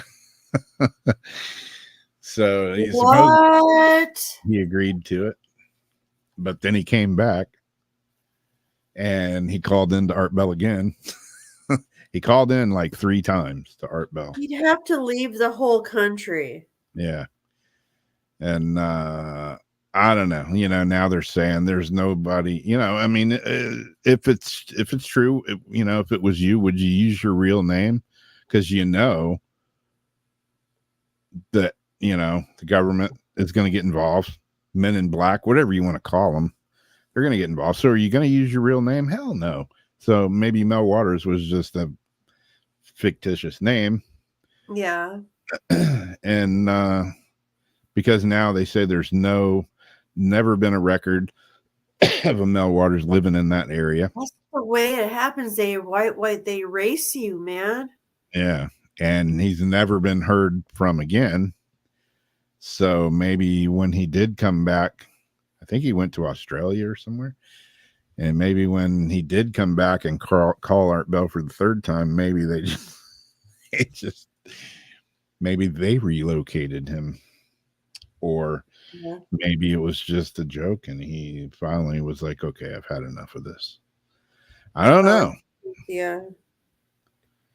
But yeah. There's a lot of crazy.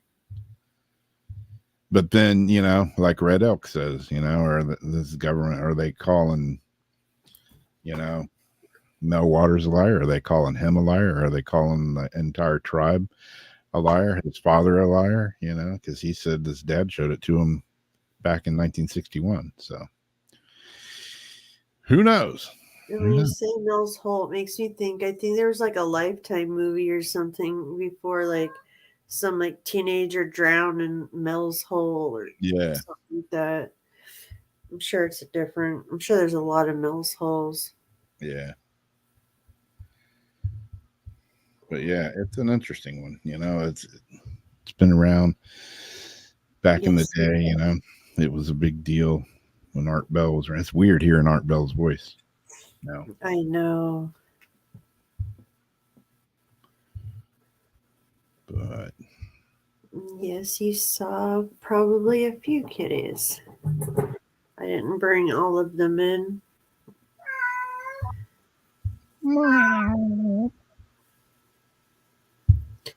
That's Day Day. He feels so much better, but will not gain weight. I don't know why his kitty will not gain weight. He's so skinny. He feels good, but he's so skinny, boy. This is my soulmate cat. Like, you can have different soulmates. Family members can be soulmates. Like, a soulmate doesn't have to necessarily be like a romantic partner type thing. Yeah. They say animals can be soulmates. And I am convinced this orange cat here is my soulmate. Yeah. Because he's so connected and in tune with me that it's incredible. I've had a lot of animals close and like call some like the angel cats and the weird ones that just show up, but yeah, this cat, the way I even found him, I am convinced he is my little soulmate. He gets on my last one though, but I love him. My dog's my soulmate, especially if I have chicken. Aw, which one? Tiki. Tiki. Okay, so this one's one that I just seen like way at the end. I was on my walk, ready to get back over here to get on the sound check, and I saw this on the Tiki-Taki. And I thought, let's add this in. So I'm going to read, I have a Fortune and a New York Post. I'm going to read the New York Post one because I think it's shorter. The TikTok says, here we go. Tesla factory worker attacked by robot that dug its claws into back and arm. A Tesla software engineer suffered serious injuries when he was attacked by a malfunctioning robot. Oh. Malfunctioning glitches, like we say, can happen. And so it begins. On the floor of the electric car maker's factory in Austin, Texas. I wonder if they have a video. I didn't get a chance to look. Witnesses told the information last month that the robot, which was designed to move aluminum car parts, pinned the engineer and sank its metal claws into his back and arm, leaving a trail of blood on the floor. So this is an arm to move parts and things, because someone lost their job for this arm to do this. And then it glitched and grabbed onto him like he was a part. I mean, is that what happened? That, or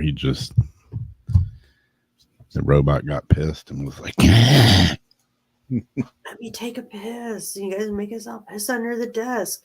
The engineer was programming, they really do. The engineer was programming software that controls robots whose job it is to cut car parts from freshly cast pieces of aluminum. While 2 of the robots were disabled so that the engineer and his crew could work on the machines. See, you still need people to work on the robots. A third was inadvertently left on, resulting in the attack. 2 years ago, witnesses told the information. 2 years ago. The news site said it obtained an injury report that was submitted to federal officials as well as to health authorities in Travis County. The engineer suffered a laceration, cut, or open wound on his left hand, according to the information. Yeah, this underneath it says a Tesla software engineer suffered serious injuries when he was attacked by a malfunctioning robot on the floor 2 years ago. But these were like new articles. December 26, 2023, and the Fortune. So why are they coming out like they were new?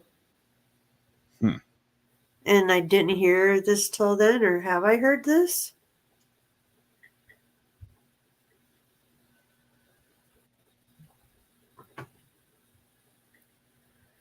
That's really weird.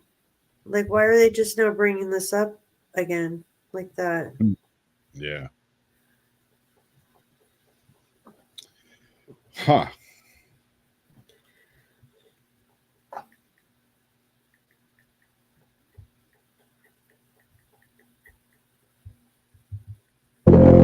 This is Elon.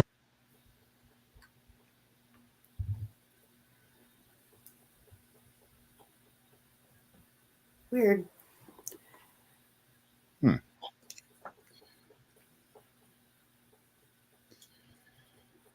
Well, I was looking for something to play, but I can't find it anymore, so I won't play that.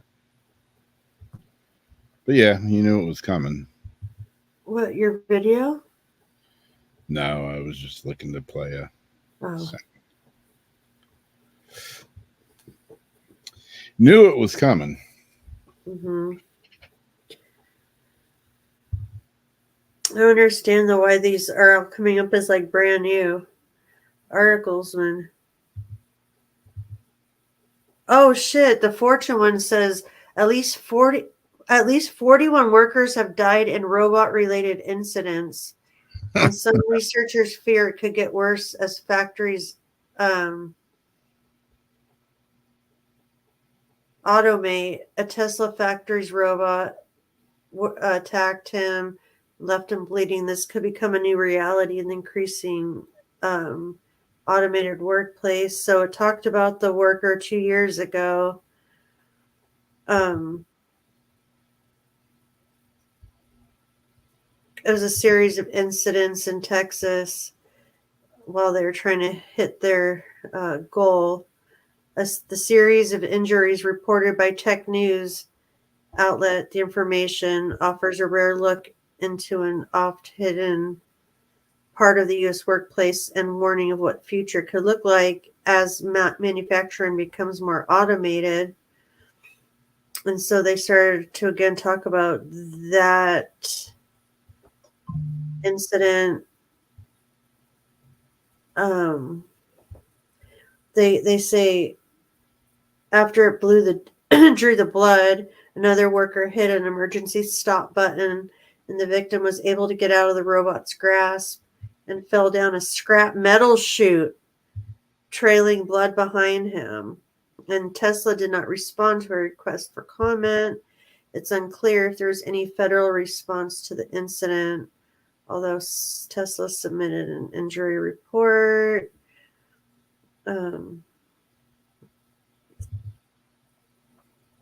It's responsible for workplace safety.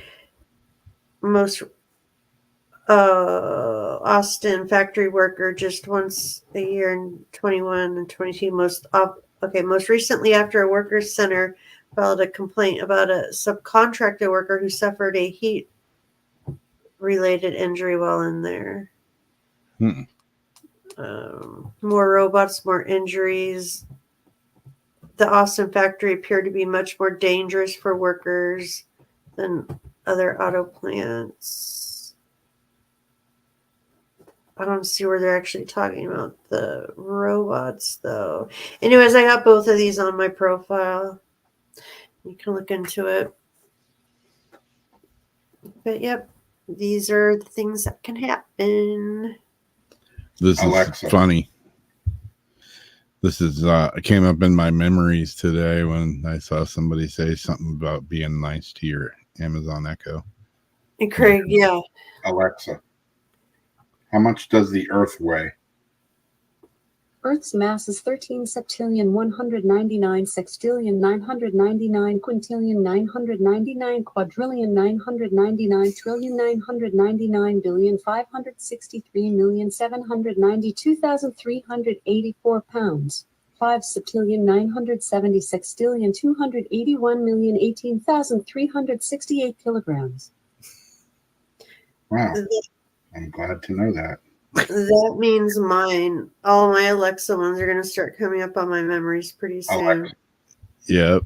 How much does the Earth weigh? Stop. Yeah. I think I started recording it like a few days after Christmas, like that same year. Yep. You had yours. Yeah, man. I don't know. Robots. Nope. I saw the movie. I know. When the machines rise, exactly. That's going to be us. No thanks. Here it is. Alexa, I said, LOL, Rob. Wait. Fire trucks are red in the face from all the rushing around. I guess I asked why fire trucks were red. Why are fire trucks red? Fire trucks are red in the face from all the rushing around. I thought fire trucks are red because bricks are red too. And 2 + 2 is 4. Oops.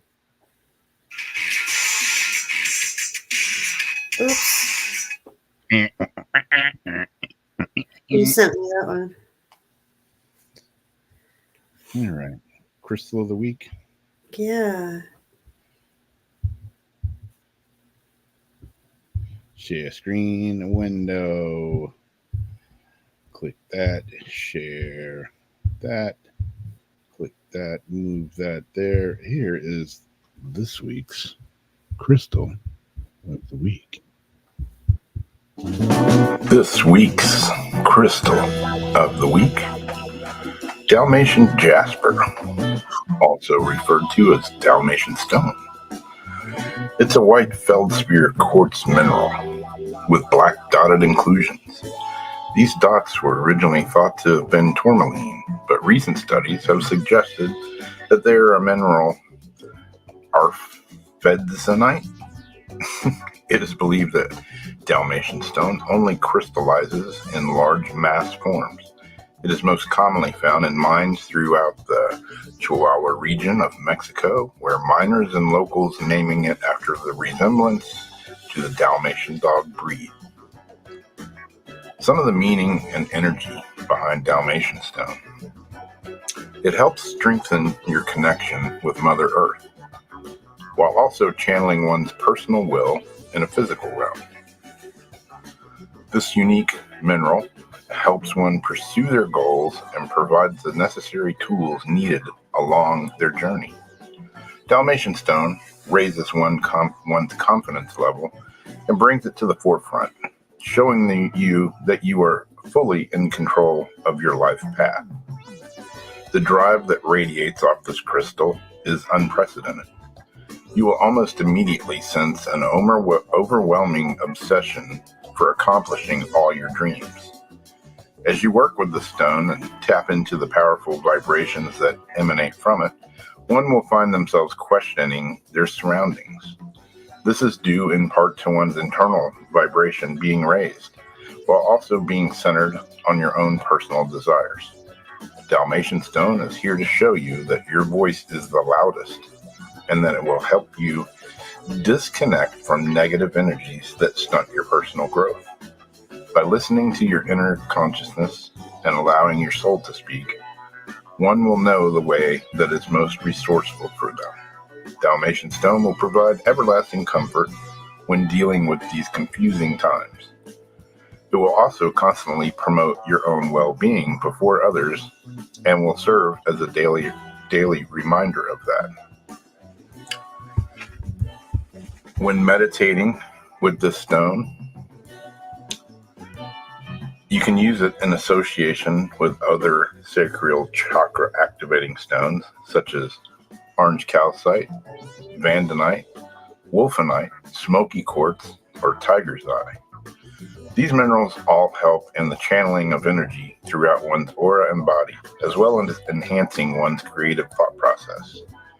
Each stone offers their own attributes to the existing powers that Dalmatian stone possesses, but they all share the trait of helping you find your way.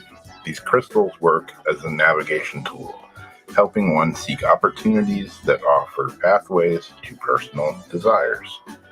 There you go. There's a little bit about Dalmatian jasper or Dalmatian stone. And I have a few bracelets that I made with Dalmatian stone, and they look pretty cool. I might have to start wearing one myself. There you go. That's it. Thanks for watching, and have a good one.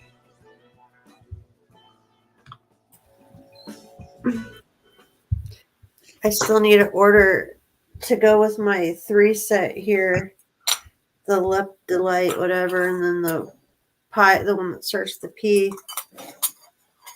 I need my Dalmatian stone to go with this 3 set here. There you go. That's what happens when you make a video and you don't proof watch it. Sounds like I recorded that in the bathroom with cheesy 70s porno music way up too loud. Bow, chicka, bow, bow, bow, wow. Well, how should we do a group card reading? Yeah. Are we pulling a tarot and that will like be for everybody, or what does everybody want their group card to be? Probably like tarot. I mean, like, or do we have like a message type? Do we have a message type?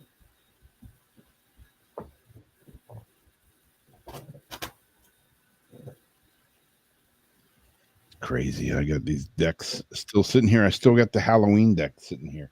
It's like, wow. Is it how? Oh, we could use that. No, it's like after Christmas. Or pull from the psychic tarot deck, so you get the psychic oracle tarot. So then they'll get an oracle with the accompanying tarot card.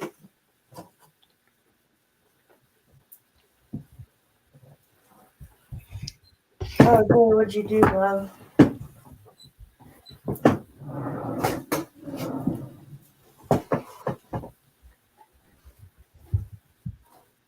Did you get sicky? Did you get sicky right there? Poor boy. Here you go.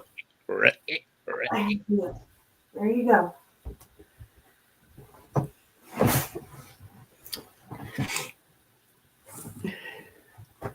Should I pull one of these?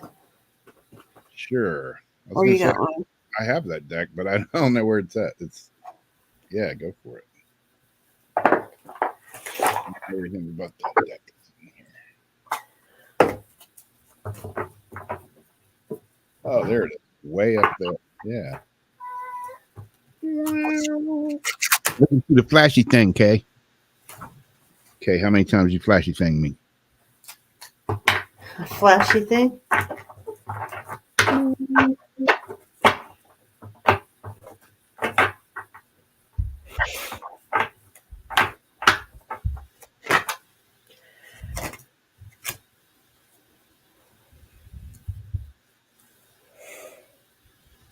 Patience and planning and fulfillment of wishes. I think it was supposed to be the fulfillment of wishes, and this popped out behind it because they both kind of came out at the same time.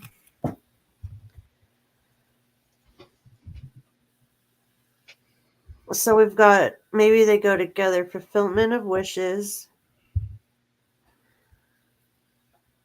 And then we've got patience and planning, which the two, can go together. And these are the ones that are hard to find in the book. Number 7.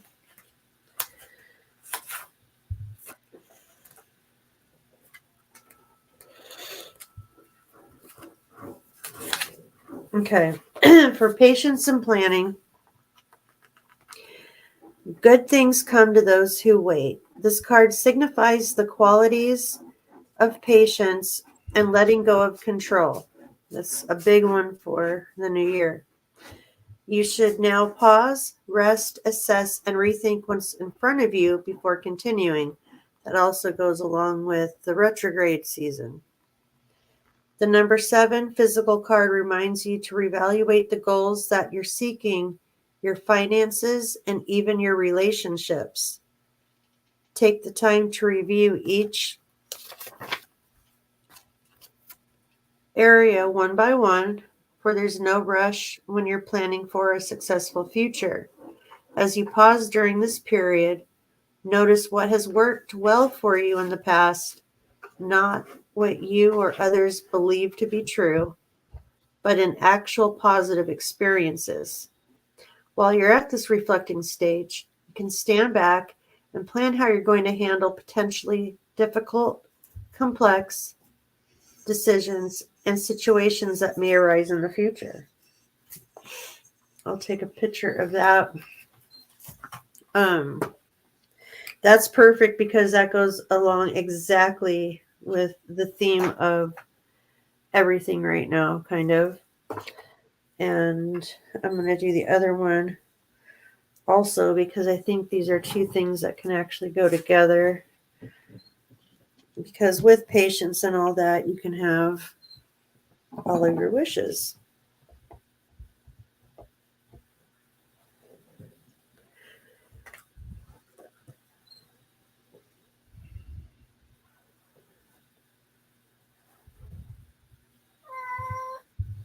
JD. I'm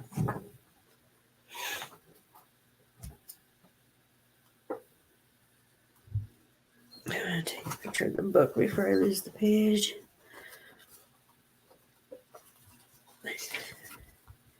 And then do you have one also that you can be wrong? Okay, let me find the number for this one. Fulfillment of wishes, number 9.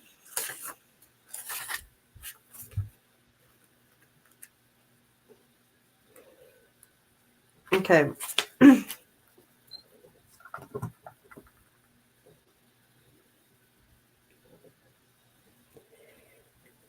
This card being one, if not the most positive of the minor arcana cards, represents emotional satisfaction, commitment, and enjoyment.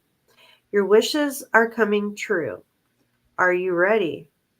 Happiness, success, good health, completion and accomplishment of your dreams and goals are in the palm of your hand.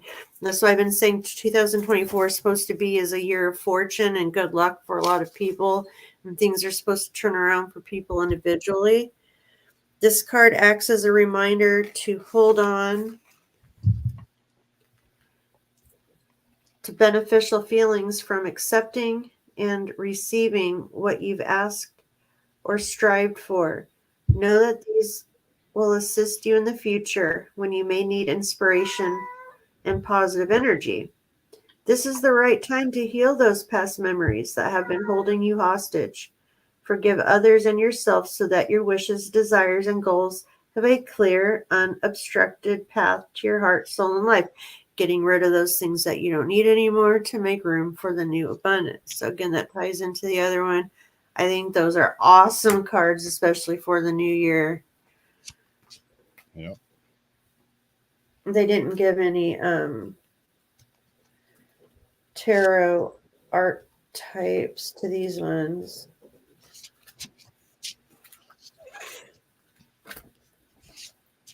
But that was a good one.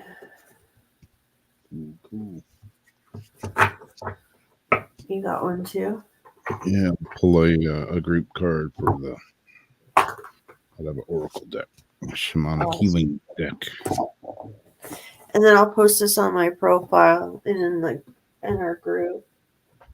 And we kick it. Or actually on Weird Wednesday. I'll put it there.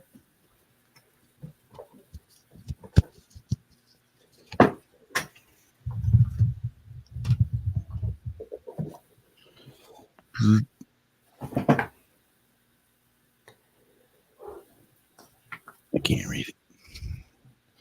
It is the Ascension card with a little spiral.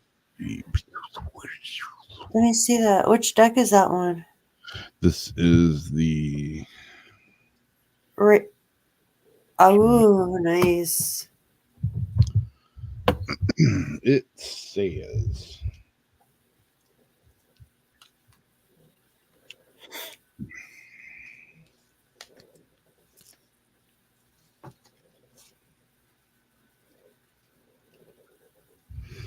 so I can read it. Put some glasses on.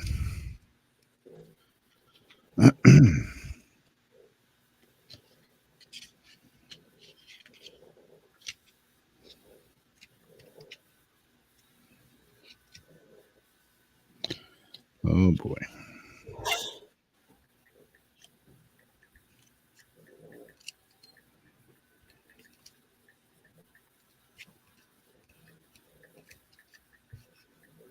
It says,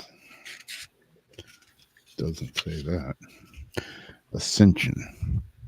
Some of those following a spiritual path have an ascension as the ultimate goal. However, ascension portrayed in the art and literature as a great leap into instant nirvana is actually a giant work of, well, art and fiction. Rather, ascension is the process of conscious living. We are all spiritual beings. We are all souls in a human body who are living life on this earth in order to learn and grow at the soul's level. That is being spiritual. Whether you are conscious of it or not, you are walking towards ascension. Each experience, relationship, obstacle, joy, and creation will bring you one step closer on the ladder to where we all end, with a greater awareness of ourselves than we started out with. The situation, at its best, is a rung of a ladder of your soul's path towards ascension. The situation you are inquiring about is assisting you on the ladder. Work at a bigger picture and know you are bigger than any issues or problems you may have.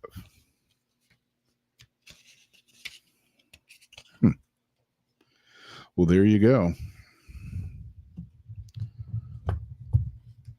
There you go. And there you have it. The Ascension card.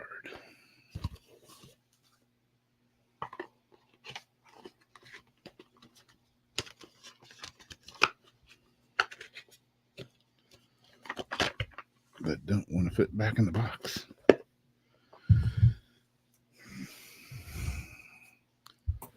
I have to retake the pictures. Yes. What's that? pray everybody just hope for a positive 2024. Lots of craziness in store, but it's all in our minds collectively. Try to think positively and, pray for the best, prepare for the worst. But without all the other nonsense, if we just kick all this other nonsense out, we really should have our souls, what we have been working towards, and people have been working on their ascensions, and their journeys are going to, be getting to other levels at a faster pace right now than they thought possible. Yep. So focusing on those things and the things that you can control, I think you'll have good success with that, and then we'll just deal with all the other stuff as it comes. Exactly. And on another note, again, if you are a Weird Wednesday Patreon member, please send me your address. I got yours as Ariana. Finally got everything together. Packages are ready to go out. I just need addresses to send them to. And you'll be getting some cool stuff from Jamie and myself in the Weird Wednesday Patreon pack that has finally landed. Stickers, cups, spell jars, crystals. Oh my. Oh my. So cool. Tigers and bears on my. Get me that address if you're a Patreon member, and you'll get his stuff sent to you. And maybe I'll show up on your doorstep.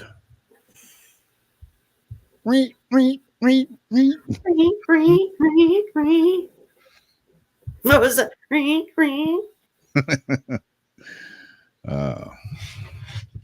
See? Weird Wednesday mugs. All kinds of cool stuff. Lots of cool stuff. But that's it. It's after Yeah, 2. I'm ready to float away. Don't think we're doing a paranormal soup show this Sunday. And if he does do one, I know I'm not going to be there. Yeah, I'm probably not either. So there you go. There you have it.